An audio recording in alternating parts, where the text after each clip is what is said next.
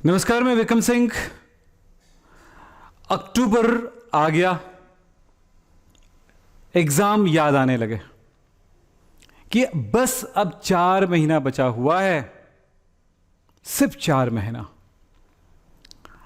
अगर ज्यादा दूर ना जाए तो एक बात और आती दिमाग में, अब ये जो 4 महीने हैं, इसी 4 महीने के अंदर त्योहार भी आ रहे हैं, फेस्टिवल्स भी आ रहे हैं, बड़ी बड़ी समय जो है उसी में निकल जाएगा। क्या करें? ऐसा क्या करें कि हमारा जो एग्जाम है बेहतर जाए? और तैयारी अगर शुरू नहीं हुई है तो बहुत भयानक डर सा भी आने लगता है। डर छोड़ दीजिए बेटा, 4 महीना बहुत होता है, बहुत ज्यादा होता है। बस शुरुआत कर दो, आपको सिर्फ शुरुआत करने हैं। ज्यादा लंबी बातें नहीं करूंगा, सिर्फ शुरुआत करने हैं।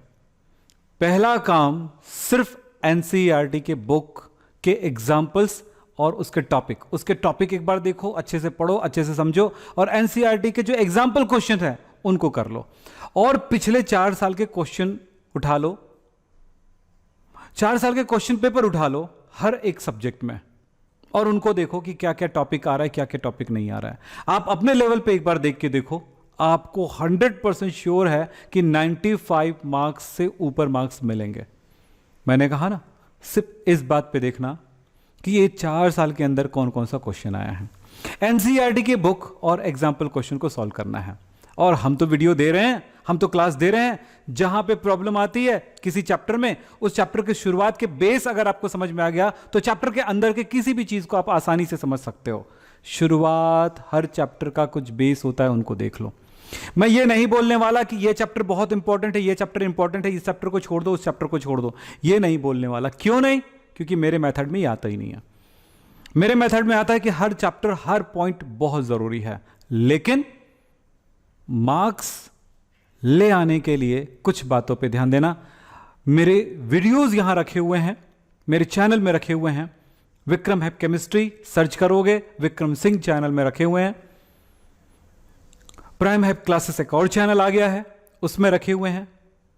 आपको सिर्फ करना यह है कि हर चैप्टर की शुरुआत, बेस पॉइंट पकड़ लो।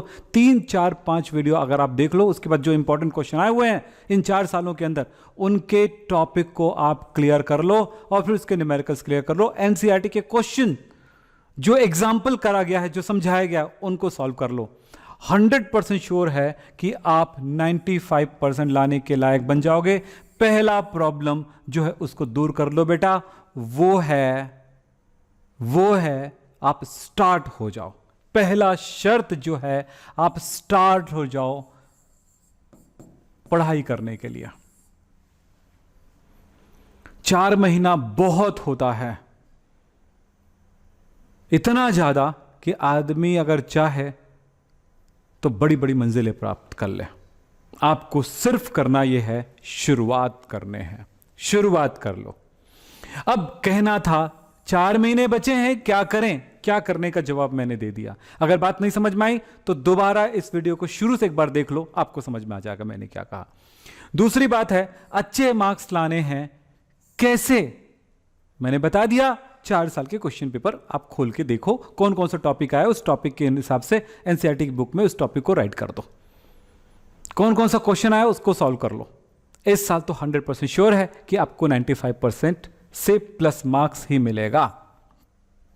यानी मैं यहां पे लिख देता हूं, चलिए। अब दूसरी बात है, अब आपके दिमाग में बैठ रहा है कि ऑनलाइन बेस्ट है कि ऑफलाइन। बेटा, इस पे बड़ी डिस्कस और बड़ी बहस किया जा सकता है। फिलहाल इस टाइम ऑनलाइन ही बेस्ट है, कई कारणों से, अपने स्वास्थ्य के लिए, अपने फ्यूचर को देखते हुए। और ऑनलाइन में तो जबरदस्त बातें मैं कह दूं, अगर आप लोग बोल रहे हो कि सर तो ऑनलाइन को ही सपोर्ट करेंगे, ऑफलाइन को क्यों करेंगे, तो मैं आपको बताना चाहूंगा, ऑनलाइन और ऑफलाइन में एक जबरदस्त फर्क ये होता है कि ऑनलाइन में जिस दिन आप ज्वाइन करते हो ना, उसी दिन से आपको चैप्टर 1 से स्टार्ट मिलेगा, बेसिक से स्टार्ट क्लास मिलेगा, बेसिक से एक एक पॉइंट को समझते हुए आगे बढ़ सकते हो।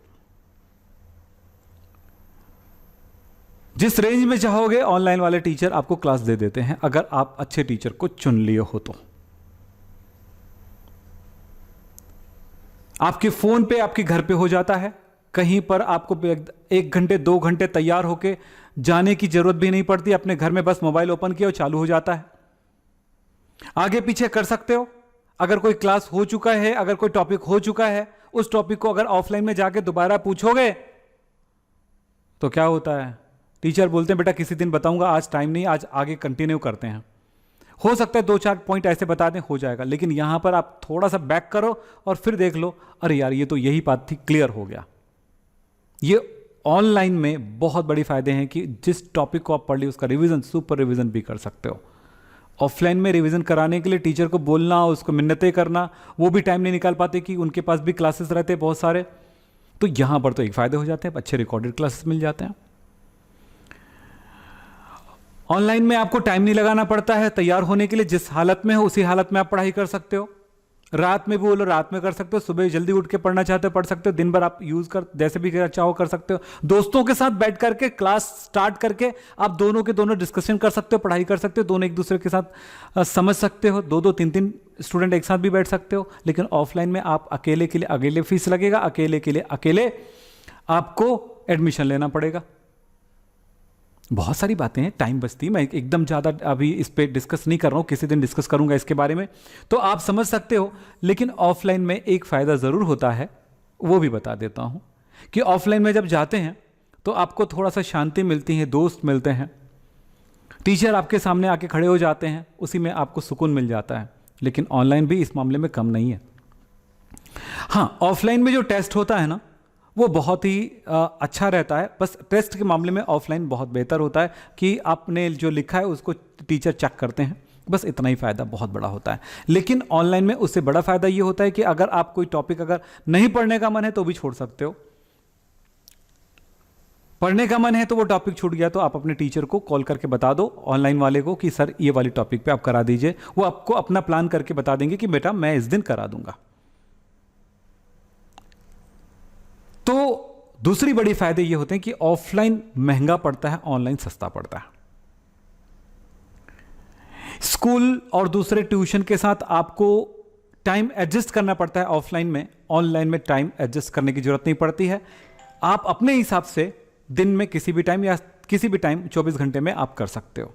ऑनलाइन में जिस टाइम में उन्होंने फिजिक्स वाले ने टाइम दिया उसी टाइम जाना पड़ेगा, केमिस्ट्री वाले ने भी टाइम दिया उसी टाइम जाना पड़ेगा, अदर सब्जेक्ट वाले ने जो टाइम दिया उसी टाइम पे जाना पड़ेगा। या कोचिंग का अपना सिस्टम होता है। कभी कभी 2 फिजिक्स वाले एक ट्यूशन गए, केमिस्ट्री वाले दूसरे ट्यूशन गए, दोनों का टाइमिंग सेम हो गया, आपको परेशानी पड़ जाती। ऐसे बहुत सारी चीज़ें हैं। फिलहाल मैं कहूँगा कि ऑनलाइन को मैं जहाँ तक अगर मैं अपने बच्चों के लिए बोलूँ तो मेरे अपने बच्चों को भी मैं ऑनलाइन ही देता हूँ, क्योंकि उनके लिए एक सबसे अच्छी बात यह है कि मेरा बेटा भी 11th में, आप सब जानते होंगे, तो वो बच्चा जो है जब मेरे क्लास में नहीं बैठ पाते हैं अपनी क्लास के टाइम में, मेरे क्लास के टाइम में, तो वो अपने YouTube से या फिर मैं बोलूँगा मेरे ऑनलाइन क्लास उन्होंने रखा है अपने मोबाइल में, तो उनसे वो देख लेता है और हमारे यहाँ रिकॉर्डिंग भी होती है, उनसे भी कर लेता है।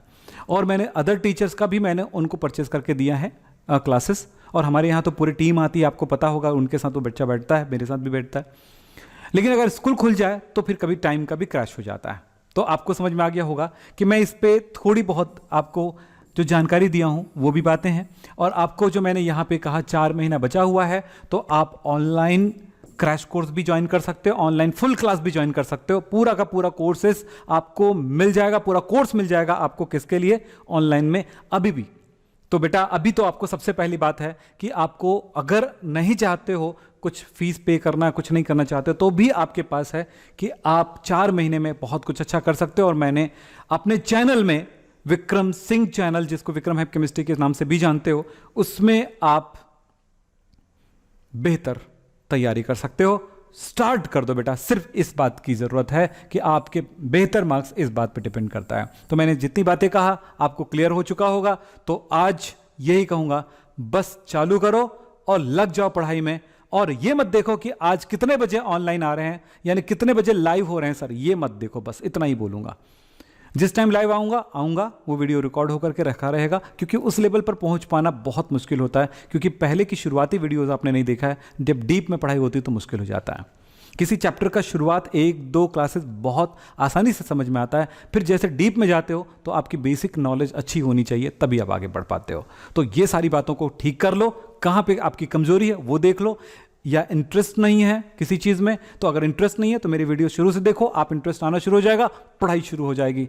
तो चलो आप लोग वादा करो कि आप तैयार हो गए हो कि नहीं, आप वादा करो कि कल आप बेहतर हो जाओगे कि नहीं, आप वादा करो कि आज अभी से क्लास स्टार्ट कर रहे हो पढ़ना और बेहतर से बेहतर रिजल्ट लाना। तो 95+ मार्क्स आएगा आपका, 100% श्योर है। मैंने वेरीफाई नहीं किया है कि कौन सा चैप्टर आपको पढ़ना चाहिए, हर चैप्टर जरूरी होता है, लेकिन याद रखो हर चैप्टर का बेसिक लेवल जरूरी है, ये जानना कि उस चैप्टर को हम आगे कैसे पढ़ें और कौन कौन से टॉपिक आपको इंपॉर्टेंट लगता है। अपने अपने एग्जाम के लेवल पे आप जाके देख लो। बेटा जब तक आप ना आंसर पेपर नहीं देखोगे, पेपर नहीं देखोगे, तब तक आपको एहसास ही नहीं होगा कि वो क्या है, क्योंकि हम तो बता देंगे ये इंपॉर्टेंट है, ये इंपॉर्टेंट है, ये इंपॉर्टेंट है, आपके दिमाग में उस लेवल पे जाएगा ही नहीं। आपको थोड़ा बुक खोलना है, थोड़ा क्वेश्चन पेपर खोलना है, अनसॉल्व पेपर के नाम से मार्केट में मिलती है उनको खोलना है, आपके बोर्ड एग्जाम के पेपर खोलना है।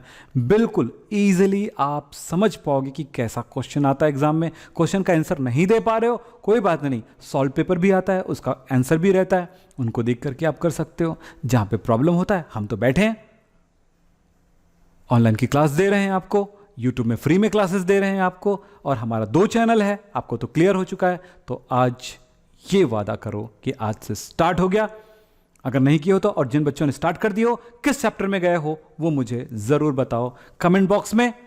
और बेटा लाइक करो और इस वीडियो को अपने दोस्तों को शेयर करो, बहुत अच्छा मार्क्स आएगा, मैं वादा करता हूं। Thank you.